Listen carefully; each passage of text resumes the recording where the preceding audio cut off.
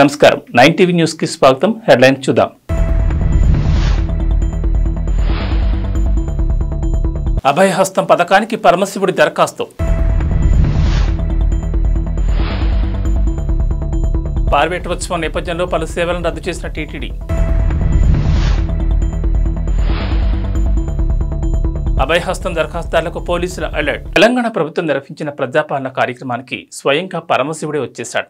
సామాన్యులతో పాటు సాక్షాత్తు శివుడు కూడా ఇందిరమ్మ ఇళ్లు, గ్యాస్ సిలిండర్ కోసం దరఖాస్తు చేసుకున్నాడు. ఈ దరఖాస్తు స్వీకరించిన అధికారులు పరిశీలించి ఆయా పథకాలు మంజూరు చేస్తామంటూ రసీదు కూడా ఇచ్చారు. శివయ్య పేరుతో అభయహస్తం దరఖాస్తు ఫారం ఫోటో ప్రస్తుతం సోషల్ మీడియాలో వైరల్గా మారింది. ఇదేంటి, దేవుడు దరఖాస్తు చేసుకోవడం ఏంటని ఆశ్చర్యంగా ఉందా? నిజంగానే దరఖాస్తు వచ్చింది. భీమదేవరపల్లి మండలం ముత్తారంలో చోటు చేసుకుంది ఈ వింత. ముత్తారం గ్రామానికి చెందిన ఏనుగు వెంకట సురేందర్ రెడ్డి ఈ దరఖాస్తును అధికారులకు అందజేశాడు. కుటుంబ యజమాని కాలంలో శివయ్య పేరును, కుటుంబ సభ్యుల వివరాల కాలంలో భార్య పార్వతీదేవి, కుమారుడు వినాయకుడు, కుమారస్వామి పేర్లను రాశాడు. కుమారస్వామి వయసును 1200 సంవత్సరాలుగా పేర్కొన్నాడు. శివుడి ఫోటోను కూడా అతికించిన విశేషం. ఈ అప్లికేషన్ తీసిన అధికారులు సరిగా పరిశీలించకుండానే చకచకా రసీదిచ్చి పంపించేశారు. సోషల్ మీడియాలో ఫోటో వైరల్ కావడంతో ఆదివారం విచారణ జరిపారు. సర్పంచ్ శాంతికుమార్, పలువురు పెద్దలు సంబంధిత వ్యక్తిని పిలిపించి మాట్లాడారు. దీనిపై వెంకట సురేందర్ రెడ్డి విచారం వ్యక్తం చేస్తూ పొరపాటుగా జరిగిందని మన్నించాలని లిఖితపూర్వకంగా కోరాడు. తిరుమల శ్రీ వెంకటేశ్వర స్వామివారి ఉత్సవాల కారణంగా తిరుమల తిరుపతి దేవస్థానం పలు సేవలు రద్దు చేసింది. సంక్రాంతి సందర్భంగా 14న శ్రీ గోవిందరాజుల స్వామివారి ఆలయంలో భోగితేరు, 15న మకర సంక్రాంతి పండుగ నిర్వహిస్తారు. 14న సాయంత్రం 5:30 నుంచి రాత్రి 7 గంటల వరకు శ్రీ ఆండాళ్ అమ్మవారు, శ్రీకృష్ణ స్వామివారిని భోగితేరుపై కొలువుదీర్చి ఊరేగిస్తారు. 16న పార్వేటోత్సవం నిర్వహిస్తారు. అదే రోజు గోదా పరిణయోత్సవం కూడా ఉంటుంది. ఉదయం 9 గంటలకు ఆండాళ్ అమ్మవారి మాలలను శ్రీ శ్రీ శ్రీ పెద్దజీఆర్ మఠం నుంచి ఆలయ 4 మాడవీధుల్లో ఊరేగింపుగా తీసుకెళ్లి స్వామివారికి సమర్పిస్తారు. అదే రోజు మధ్యాహ్నం 1 గంటకు శ్రీ మలయప్ప స్వామివారు, శ్రీకృష్ణ స్వామివారు పార్వేట మండపానికి వేయించేస్తారు. ఆస్థానం, పార్వేట కార్యక్రమాల అనంతరం స్వామివారు ఆలయానికి చేరుకుంటారు. ఈ నేపథ్యంలో 16న శ్రీవారి ఆలయంలో నిర్వహించాల్సిన అష్టాదళ పాద పద్మారాధన, కళ్యాణోత్సవం, ఊంజల్ సేవ, బ్రహ్మోత్సవం, సహస్ర దీపాలంకరణ సేవలను టీటీడీ రద్దు చేసింది. కాగా నిన్న ప్రారంభమైన శ్రీ ఆండాళ్ నేరాటోత్సవాలు ఈ నెల 13 వరకు కొనసాగనున్నాయి.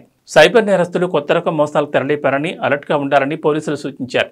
రాష్ట్ర ప్రభుత్వం నిర్వహించిన ప్రజాపాలనలో అభయహస్తం దరఖాస్తుదారులను టార్గెట్గా చేసుకుని సైబర్ అటాక్స్ జరుగుతున్నాయని హెచ్చరించారు. దరఖాస్తుదారులకు ఫేక్ ఫోన్ కాల్స్ వస్తున్నాయని చెప్పారు. అభయహస్తం దరఖాస్తులకు ఒక ఏటికాడు ఫోన్ చేసి మీకు ఇందిరమ్మ ఇళ్లు, రేషన్ కార్డు, గ్యాస్ సిలిండర్ మంజూరైందని చెప్తారని వివరించారు. దరఖాస్తులో పేర్కొన్న వివరాలను చెప్పి నమ్మిస్తారని, ఆపై ఫోన్కు ఓటీపీ వచ్చిందని ఆ నెంబర్ చెప్పాలని అడుగుతారన్నారు. పథకం వచ్చిందని నమ్మి ఓటీపీ చెబితే మీ ఖాతాలోని సొమ్ము మాయమవుతుందని హెచ్చరించారు. మొబైల్ ఫోన్కు వచ్చే ఓటీపీలను ఎవరికీ షేర్ చేయొద్దని పోలీసులు సూచిస్తున్నారు. ప్రజాపాలన పేరుతో రాష్ట్ర ప్రభుత్వం ప్రజల నుంచి అభయహస్తం దరఖాస్తులు స్వీకరించిన విషయం తెలిసిందే. ఎన్నికల సందర్భంగా ఇచ్చిన 5 గ్యారంటీల అమలు కోసం ఈ అప్లికేషన్లు స్వీకరించింది. రాష్ట్ర వ్యాప్తంగా 6 రోజుల పాటు నిర్వహించిన ప్రజాపాలన కార్యక్రమానికి విశేష స్పందన లభించింది. మొత్తంగా 1.25 కోట్ల దరఖాస్తులు వచ్చినట్లు అధికార వర్గాలు తెలిపాయి. అయితే వివిధ పథకాల కోసం దరఖాస్తు చేసుకున్న వారిపై ప్రస్తుతం సైబర్ నేరస్తులు కన్నేస్తారని పోలీసులు చెబుతున్నారు. ప్రభుత్వం నుంచి ఫోన్ వస్తున్నట్లు నమ్మించి బ్యాంక్ ఖాతాలోని సొమ్మును కాజేసే ప్రయత్నం చేస్తున్నారని చెప్పారు. చెన్నైలో ఈ ఉదయం అకస్మాత్తుగా కురిసిన భారీ వర్షం నగరాన్ని అస్తవ్యస్తం చేసింది. ఎక్కడికక్కడ భారీగా ట్రాఫిక్ జామ్లు ఏర్పడ్డాయి. భారీ వర్షం కారణంగా నాగపట్నం, కిల్వేలర్ తాలూకా, విల్లుపురం, కడలూరు జిల్లాలో విద్యా సంస్థలకు సెలవులు ప్రకటించారు. అలాగే కల్లకురిచి, రాణిపేట, వెల్లూరు, తిరువണ്ണామలైలోనూ స్కూళ్లకు హాలిడే ప్రకటించారు. భారీ వర్షం కారణంగా రోడ్లపైకి నీళ్లు చేరడంతో ట్రాఫిక్ నత్తనడకన సాగుతోంది. చాలా ప్రాంతాల్లో ట్రాఫిక్ జామ్ కావడంతో ప్రజలు ఇబ్బందులు పడుతున్నారు. వచ్చే వారం రోజులు తమిళనాడులో విస్తారంగా వర్షాలు కురిసే అవకాశం ఉందని భారత వాతావరణ శాఖ తెలిపింది. రాష్ట్రంలోని 10 జిల్లాల్లో నేడు భారీ వర్షాలు కురుస్తాయని అంచనా వేసింది. చెన్నై, చెంగల్పట్టు, కాంచీపురం, మైలదుత్తరై, నాగపట్టణం, తిరువూరు జిల్లాలతో పాటు కరైకల్లోని ఓ మాదిరి వర్షాలు కురిసే అవకాశం ఉందని తెలిపింది. హిందీ భాషపై విలేకరు ప్రశ్నలతో తమిళ హీరో విజయ్ సేతుపతి ఆగ్రహానికి గురయ్యారు. పదే ఒకే ప్రశ్న అడగొద్దంటూ అసంతృప్తిని వ్యక్తం చేశాడు. విజయ్ సేతుపతి, కత్రినా కైఫ్ హీరో హీరోయిన్లుగా రూపొందిన మెర్రీ క్రిస్మస్ జనవరి 12న దేశవ్యాప్తంగా విడుదల కానున్న విషయం తెలిసిందే.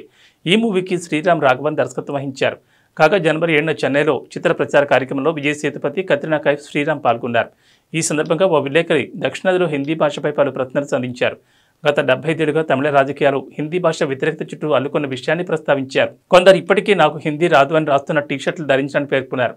దీనిపై విజయ్ సేతుపతి ఘాటుగా స్పందించారు. ఓ భాషగా హిందీని ఎవరూ వ్యతిరేకించలేదని తెలిపారు. ఈ క్రమంలో మళ్లీ అడ్డుపడ్డ రిపోర్టర్ హిందీ భాష నేర్చుకోవడం తప్పనిసరా అని ప్రశ్నించారు. దీంతో విజయ్ ఒక్కసారిగా ఫైర్ అయిపోయారు. మీరు ఇదే ప్రశ్న అమీర్ ఖాన్ అడిగినట్లు నాకు గుర్తు. అదే ప్రశ్నను మీరు మళ్ళీ ఎందుకు అడుగుతున్నారు? హిందీ భాషకు మేము వ్యతిరేకం కాదు. ఆ భాషను తప్పనిసరి చేయడంపైనే మా వ్యతిరేకత. ఈ రెండింటి మధ్య తేడా ఉంది. అనేక మంది ఇప్పటికే హిందీ నేర్చుకుంటున్నారు. ఎవరూ ఈ భాషను వ్యతిరేకించడం లేదు. మీది అనవసరమైన ప్రశ్న. హిందీ నేర్చుకోవద్దని ఎవ్వరూ అనట్లేదు. ఈ విషయమే మంత్రి త్యాగరాజన్ కూడా వివరణ ఇచ్చారు. ఓసారి అది చూడండి విజయ్ ఫైర్ అయిపోయారు. ధరాబాద్ ప్రజాభవన్ వద్ద ఇటీవల ఓ కారు బీభత్సం సృష్టించిన సంగతి తెలిసిందే. అయితే ఆ కారులో ఉన్నది బోధన్ మాజీ ఎమ్మెల్యే షకీల్ కుమారుడుగా పోలీసులు గుర్తించారు. ఆ తర్వాత అతను దుబాయ్ పారిపోయాడు. ఆ ఘటన మరొకముందే హైదరాబాద్లోని కేబీహెచ్బీ కాలనీ ఫోరం మాల్ సర్కిల్లో ఆదివారం అర్ధరాత్రి మరో కారు బీభత్సం సృష్టించింది. గ్రజిరెడ్డి అనే యువకుడు రాంగ్ రూట్లో అతివేగంగా కారు నడుపుతూ ద్విచక్ర వాహనంపై వెళుతున్న వారిని ఢీకొట్టాడు. ఈ ఘటనలో బైక్పై ప్రయాణిస్తున్న ఇద్దరికి తీవ్ర గాయాలయ్యాయి. ప్రమాద సమయంలో కారులో అగ్రజిరెడ్డితో పాటు కార్తీక్, తేజ్ అనే యువకులు కూడా ఉన్నారు. వీరు గచ్చిబౌలిలోని ఓ పబ్లో పార్టీ చేసుకుని ఇంటికి వెళ్తుండగా ఈ ప్రమాదం జరిగింది. ప్రమాదానికి కారణమైన అగ్రజిరెడ్డి బీఆర్ఎస్ నేత, మాజీ మంత్రి ఇంద్రకరణ్ రెడ్డి మేనల్డ్ అని తెలుస్తోంది. స్థానికుల సమాచారంతో ఘటనా స్థలానికి చేరుకున్న కేపీహెచ్బీ పోలీసులు అగ్రజిరెడ్డికి డ్రంక్ అండ్ డ్రైవ్ టెస్ట్ చేయగా 90 పాయింట్లు వచ్చాయి. దీంతో అతడు మధ్యమధ్యలో వాహనం నడిపినట్లు గుర్తించి పలు సెక్షన్ల కింద కేసు నమోదు చేశారు. ప్రజాప్రతినిధుల వారసులు ఇలా మితిమీరిన వేగంతో ఇష్టారీతిగా వాహనాలు నడుపుతుంటే రోడ్లపై తిరగాలంటేనే భయమేస్తుందని ప్రజలు ఆగ్రహం వ్యక్తం చేస్తున్నారు. ఇలాంటి వారిపై కఠిన చర్యలు తీసుకోవాలని డిమాండ్ చేస్తున్నారు. తెలంగాణలో ప్రస్తుతం 6 ఎమ్మెల్సీ స్థానాలు ఖాళీగా ఉన్నాయి. ఈ నెల 29న 2 ఎమ్మెల్యే కోట ఎమ్మెల్సీ స్థానాలకు ఎన్నికలు జరగనున్నాయి. ఇక గవర్నర్ కోటాలోనూ 2 ఎమ్మెల్సీ స్థానాలు ఖాళీగా ఉన్నాయి. అయితే ఈ స్థానాలకు భారీగా ఆశాభావాలు ఎదురుచూస్తున్నారు. గవర్నర్ కోట ఎమ్మెల్సీ స్థానాలకు సంబంధించి సీఎం రేవంత్ రెడ్డి కీలక ప్రకటన చేశారు. తెలంగాణ జనసమితి అధినేత ప్రొఫెసర్ కోదండరామ్ను గవర్నర్ కోటాలో చట్టసభలకు పంపుతామని చెప్పారు. తక్షణమే ఆయన్ను ఎమ్మెల్సీ చేయాల్సిన బాధ్యత తమపై ఉందని, ఆయన లాంటి వారు సభలో ఉండాలని సీఎం అన్నారు. దీంతో ఓ స్థానంపై స్పష్టత వచ్చింది. మరో స్థానంలో ఎవరిని అభ్యర్థిగా ఎంపిక చేస్తారనేది హాట్ టాపిక్గా మారింది. రెండో స్థానంలో ప్రముఖ విద్యాసంస్థల అధినేత జాఫర్ జావేద్ పేరు ప్రముఖంగా వినిపిస్తోంది. హైదరాబాద్లో ముప్ఖంజా, సుల్తాన్ ఉల్ ఉలూమ్ లాంటి విద్యాసంస్థలు నిర్వహిస్తున్న జావేద్ జాఫర్ పేరును కాంగ్రెస్ పరిశీలిస్తున్నట్లు తెలుస్తోంది. రాజకీయాలతో సంబంధం లేని వ్యక్తి కావడంతో విద్యారంగం తరపున ఆయనను ప్రతిపాదించాలనుకుంటోంది. గత బీఆర్ఎస్ ప్రభుత్వంలో దాసో శ్రవణ్, కుర్రా సత్యనారాయణను ఎమ్మెల్సీగా ప్రతిపాదించగా గవర్నర్ పెండింగ్లో పెట్టారు. వారిని ఏ ప్రాతిపదికన ఎమ్మెల్సీగా నామినేట్ చేశారో చెప్పాలని గవర్నర్ అప్పటి ప్రభుత్వాన్ని ప్రశ్నించారు. అనంతరం వాళ్ళిద్దరు అభ్యర్థిత్వాన్ని పక్కన పెట్టారు.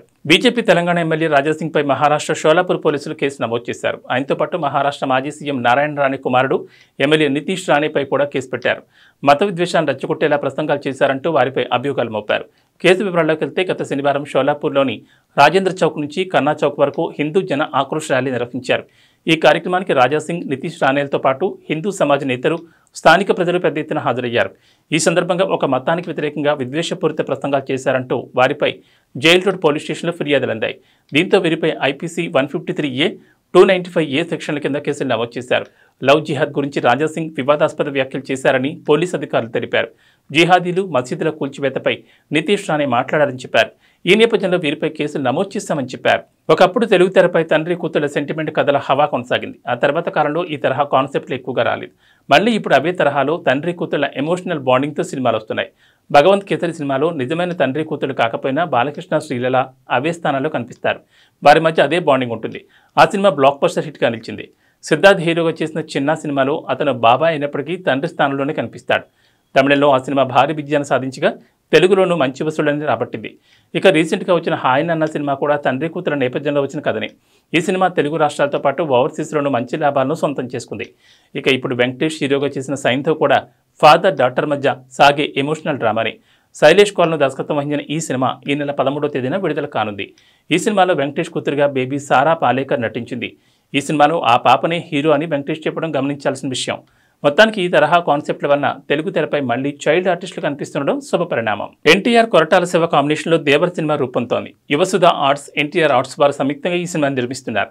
సముద్రం నేపథ్యంలో ఈ కథ నడవనుంది. ఎన్టీఆర్ లుక్ డిఫరెంట్గా ఉండడం, చిత్రమైన ఆయుధాలతో ఆయన పోస్టర్స్పై కనిపిస్తుండడం ఈ సినిమాపై అందరిలోనూ ఆసక్తి పెంచుతోంది. అనిరుద్ సంగీతాన్ని సమకూర్చిన ఈ సినిమా నుంచి కొంతసేపటి క్రితం గ్లింప్స్ని రిలీజ్ చేశారు. పడవలపై కొంతమంది సముద్రంలోకి వెళ్లడం, ఫిష్ను చుట్టుముట్టి దానిలోని సరుకును కాజేయడం చూపించారు. సముద్రపు దొంగల నేపథ్యంలో సాగే కథగా ఇది కనిపిస్తోంది. ఆ దొంగలతో హీరో పోరాటం చేసి చూపించారు. వెన్నెల రాత్రిలో సముద్రం నేపథ్యంలో సన్నివేశాలు ఆకట్టుకునేలా ఉన్నాయి. ఈ సముద్రం చేపల కంటే కత్తులను, నెత్తులను ఎక్కువగా చూసి ఉంటుంది. అందుకే దీన్ని ఎర్ర సముద్రం అంటారు అనే ఎన్టీఆర్ డైలాగ్ కంటెంట్పై మరింత కుతూహలాన్ని పెంచుతోంది. జాన్వీ కపూర్ కథానాయికగా నటించిన ఈ సినిమాను ఏప్రిల్ 5వ తేదీన విడుదల చేయనున్నారు. ఇవి బులెటిన్ విశేషాలు. నమస్కారం.